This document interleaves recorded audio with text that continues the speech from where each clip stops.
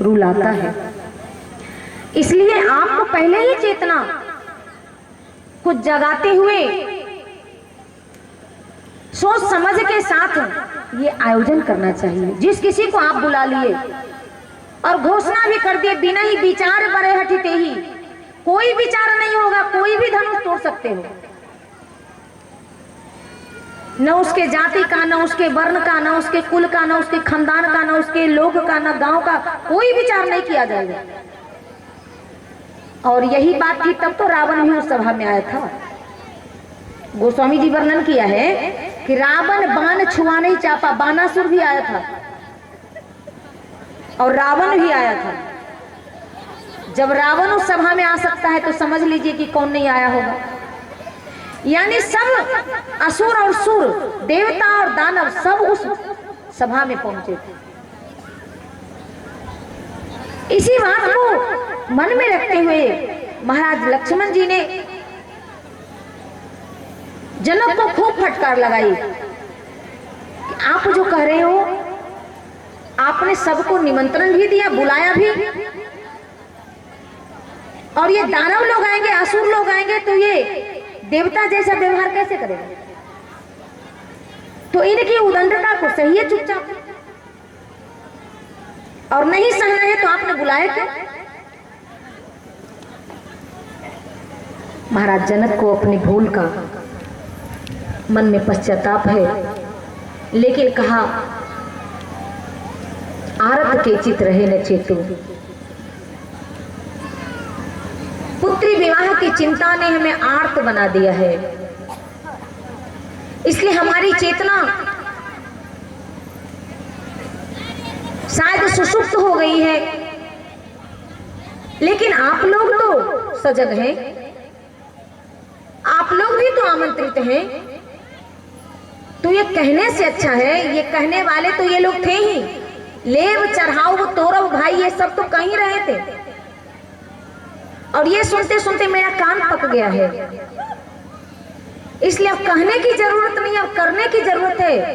अगर आप इतना डट के कह सकते हैं, जवाब दे सकते हैं, तो करके दिखाइए, धनुष खुद तोड़ दीजिए।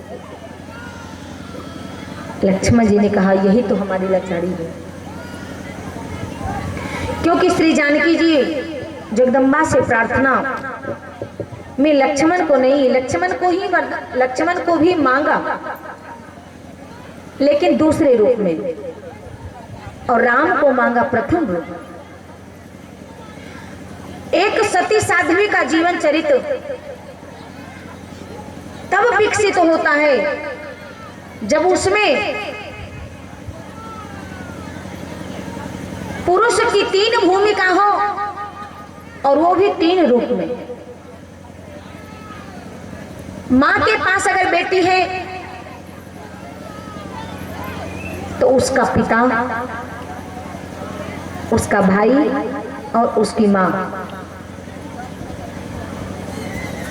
ससुराल में पति, देवर और सेवक, ये 3 की भूमिका है।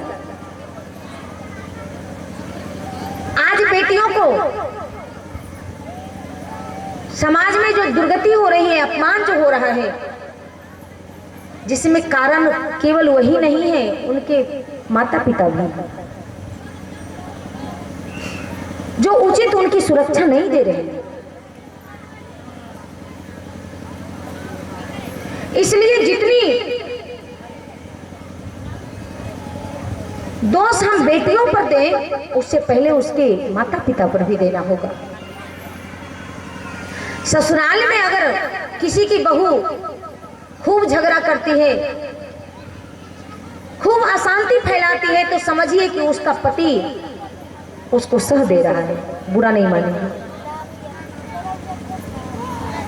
कोई दुनिया में ऐसी बहू नहीं है कि आज घर से आई है, नैहर से आई है, अब कल होकर के और सास को गाली देना शुरू कर दे। कोई ऐसी बहू नहीं है, कोई सास ऐसा शिकायत नहीं कर सकती है।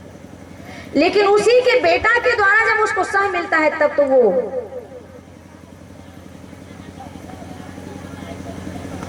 कालरात्रि बन जाते हैं, ज्वालामुखी बन जाते हैं। इसलिए गिरिजा पूजन चली जानकी,